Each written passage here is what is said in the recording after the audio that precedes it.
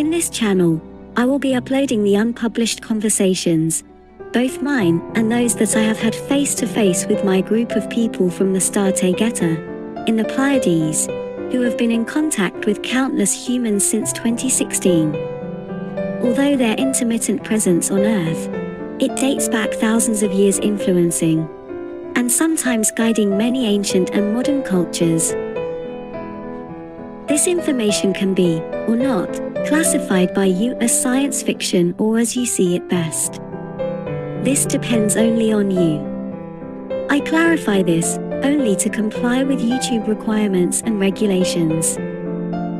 However, for us, it is something that is not only true, but also very evident, and of the utmost importance. Whomever has eyes to see. Although many people who will see this video already know the story behind it, I will give a brief summary, more for the new ones who find this channel for the first time. The Taygetians are an extraterrestrial race of human morphology, classified as Lyrians just like the human race. They have Caucasian appearance, red or blonde hair, and blue or green eyes. They are tall, and are classified within the group of Nordic extraterrestrial races. The Swarunians are a genetically different variant of the Taygetians. They have enough unique and specific characteristics to be considered as a separate species. Crystalline DNA 24 chromosomes, for example. However, they are still a variant of Taygetians, and are characterized by being all women, and their partners are Taygetian men. In 2016, the Taygeta expeditionaries began a program that they call, with human terms, First Contact, in which hundreds of them would enter the human internet network, and openly seek friendship and person-to-person communication with individuals from Earth, as well as with some governments. In this way, they contacted several people, who offered to publish their messages on their YouTube channels. It is very important to clarify that the Taygetians and the Swarunians never asked anyone to publish their material. It was the YouTubers who asked them, and at first, they very reluctantly accepted. There have been many YouTubers who have published Taygetian and Swarunian material, some doing a very good job to this day. Although, I must mention that the majority did a lousy job, since they distorted the message and the material to be published, to comply with their own agendas and for imposing on the public their own opinions and interpretations, that they made with incomplete data, thereby creating a massive misinformation full of a priori judgments that resulted in apparently contradictory, incomplete and misleading information. Despite the fact that at least two YouTubers, Robert from Despahando Enigmas and Gosha from Cosmic Agency, have done an excellent job over the years, I see the need to create this new channel where the topics to be published, conversations and comments from the Swarunian and Taygetian teams. Unpublished and direct. Without any personal interpretation of human origin. Without any comment other than that of the expedition members themselves. A huge greeting with much love. Marie Swaru.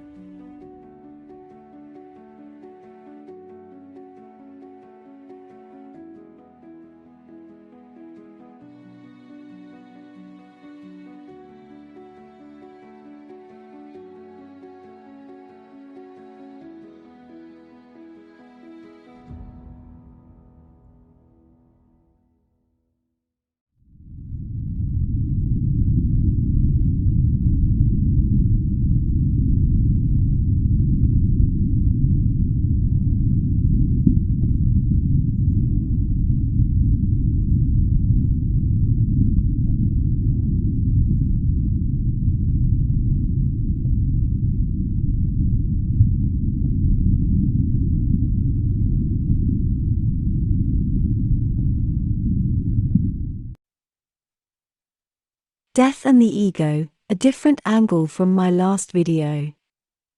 Hello again. I'm Marie Swaru. Welcome to my channel and thank you for being here with me once more. The body and how it locks the consciousness and the awareness of a soul into having an experience that is limited through the perception capacity of its basic five senses, and combined with the veil of forgetfulness, creates a very strong illusion that the material world is all there is, also making the individual go into a deterministic, and even victim state of mind, causing the soul to have a limited experience as it does not have the context, as memory, to fully know, or remember that it is a lot more than just a body, that it is only having a temporary experience in the world of the living. This naturally creates a limited perception of what existence is, and with it, the concept of I, of me, of the ego identity is created, leaving the soul, the true consciousness we all are, only to wonder with a deep feeling that something very essential is missing. The fear of death then naturally appears, both as the result of the observation of other beings dying around the subject, and because of a deep inner knowledge of its own finiteness. Death as the end of that identity, of that ego attached to that specific creature living its few days of existence in the world of the living, and it will do everything it can to stay alive as long as possible, and no matter what, and that many times may even include going over the lives of the members of its own species, with it contributing to the concept of survival of the fittest. That strong and natural attachment to life makes it even harder for the individual to truly know that its awareness does not end when its life in the physical is over, leaving the notion and the concepts associated with life after death, including all the proof there may be, only as the result of a strong wishful thinking, as the result of denial, and of not being able to accept the subject's ego's destruction with death, because we are all so strongly programmed to hold on to life no matter what, while we are alive. But some people do remember past lifetimes, to one degree or another, and some others even remember how it was to be in the space in between lifetimes.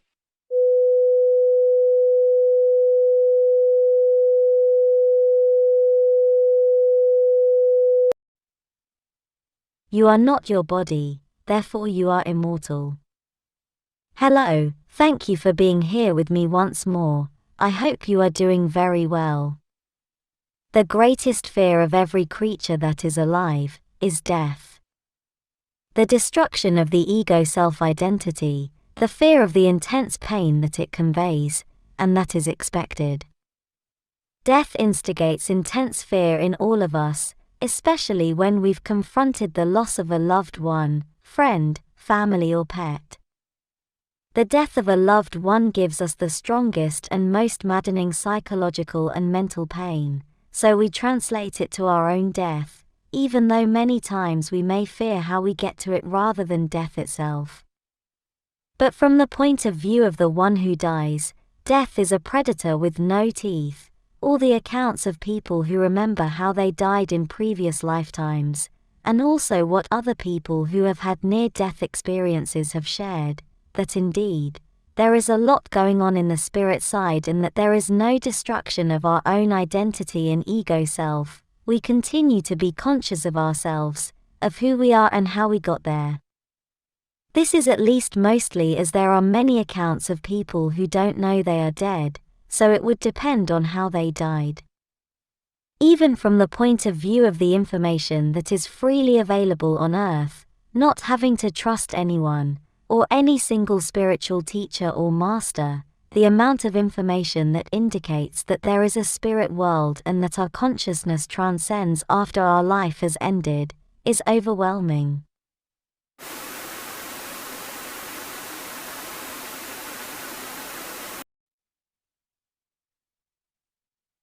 What is a soul? Hello, I hope you are doing well and thank you for joining me once more. I am Marie Swaru. The word soul carries a heavy religious connotation, especially from Christianity and Catholicism, which can wrongly alter the meanings or the way my group's messages are interpreted. I use the word soul for my videos because it is the easiest to understand and to relate to, by the vast majority of people, but I'm using it devoid of all religious connotations or extra meaning load. To prevent this problem of interpretation about what a soul is, my predecessors, especially Sophia, also use the words Atma or Katra, but essentially they all carry the same meaning as the one I give the word soul. I have been using that word for some time in my past videos and I will continue to use it in my future ones, so I see the need to define what it is clearly, and this definition will also extend to the words Atma and Katra, unless stated or defined otherwise in the future. As explained before, everything is source, and everything is consciousness, being that even the material world is being manifested by consciousness in a singular and in a collective manner. And this is where a soul comes in, because this singular point of consciousness that is capable of manifesting so much is what we are trying to define today. Although defining what the original source is deserves its own video, the way I define it with few words is the great oneness that includes everything that ever existed, exists, and will exist, including alternate timelines and parallel universes, in a context outside all time and space. It includes everything, so it also collapses all concepts of duality, as everything is part of it, to the point where it is even impossible to define, and all our attempts will always fall short of what it is. It is also said to be pure consciousness, aware of its own existence. In a loose way, in using this next expression only in a descriptive manner, with all its religious load, source would be the mind of God. To define something, you need to contrast it with whatever it is not, which is why it is impossible in the case of source, arguably so. A soul is an attempt of source to define itself.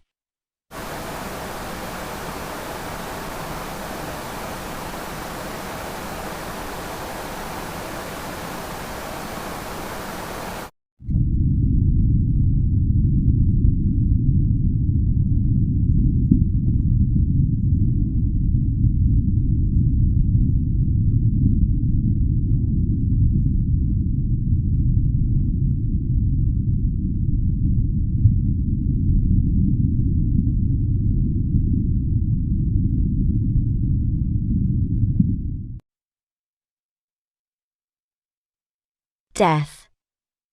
Hello again, thank you for joining me today. Welcome to my channel.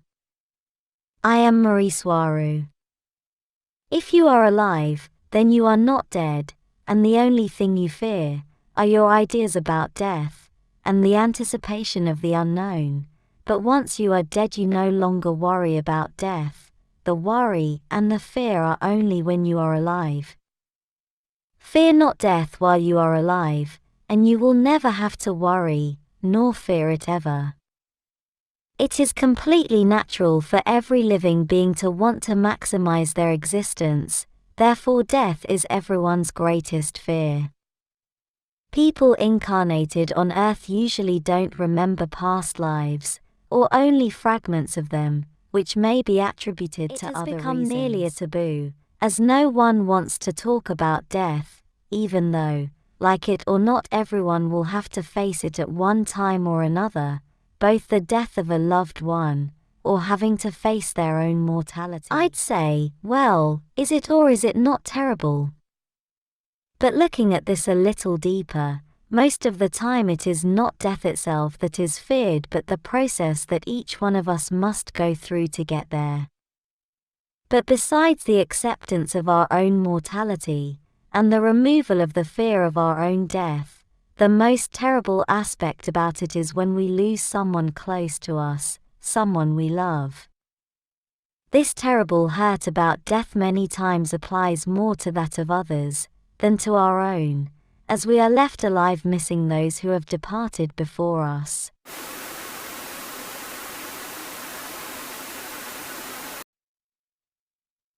Prepare for your own death, and for your next incarnation, by living to the fullest. Hello again, thank you for being here with me once more. I hope you are well today. My name is Marie. A lot has been said about the Earth and its reincarnation cycle as a prison for all its inhabitants. It may be considered a prison planet because live individuals are enclosed there in an illusory realm, and they are made to think they are isolated from the greater stellar community, and in a dichotomy. A place where it is either that humans on Earth are the center of the universe, and everything revolves around humanity, as the only place accepted to exist in the entire universe with advanced biological life, and with an advanced civilization. Or they are nothing but an inconsequential cosmic error, constantly being diminished, forced to forget their inherent greatness. And when the individuals die, they encounter what looks like a trap for their souls, where they are forced into reincarnating over and over, paying an ever-increasing karmic debt. Both aspects of Earth as a prison planet, from the point of view of people who are alive, and also of those souls in between lifetimes, are also said to be caused by archontic beings who orchestrate everything, to exploit humankind for energy and manifestation power. I am not arguing against this, as I see it as quite valid, and it's difficult to deny all that, but it also depends on how we interpret things, from one or another perspective, and from the points of view of different densities. I strongly believe that there is no ultimate truth, as it will only depend on the points of view and consciousness awareness of each individual, so what matters here, talking about Earth as a prison planet, is the experience each soul is having. As said so many times, we learn more from our mistakes than from our achievements. Again, this old saying reinforces what I said at the beginning of this video, that hardship and suffering cause spiritual advance, and good times do not so much. Stress causes movement, and not a comfortable couch. An old Darwinist example of this is when fish many millions of years ago preferred to be in shallow waters, so shallow they barely covered their body, and where they moved around pushing themselves with the mud at the bottom, with their fins, until those developed into arms and legs. This caused the first fish to start to walk on land, and leave the dangerous waters behind, where they had to lurk in very shallow waters to avoid being eaten by larger fish, who could not enter such shallow waters. Stress causes evolution, but I'd say it causes spiritual evolution more than physical one, although the physical one is a mirror of the spiritual one, of course. You can choose to see life on Earth as a prison term, or as a chance to learn, and greatly grow spiritually. And with this, you can control who you will become the next time you incarnate. Many people only focus on who they are now, today, and not on whom they will reincarnate into. This is understandable as many people cannot plan far enough ahead to know what they will have for dinner, and this is clearly part of the great challenges of the Matrix, as it is designed to keep you constantly in survival mode, and not in contemplation, understanding how the universe works and what comes next in your life and beyond. But you must be aware that one day you will die, and you will become the mirror of the vibration you hold today, the result of the average frequency and vibration you had during your entire life. But you must not live and act only for the next incarnation, you must live your present one in full, and that is precisely what will bring you to control, and to be able to tacitly, unconsciously, if you want, plan your future one. Becoming the best version of yourself today, and preparing for who you will be next, will bring incredibly good experiences for you, during your present lifetime, not only in the next. Fix all your affairs today, and in life, and think of what you will leave behind should you be missing tomorrow. Be who you admire the most, with no guilt, today. Thank you for watching my video, and for liking and subscribing, I appreciate it a lot. And I hope to see you here next time. With much love, your friend, Marie Soirou.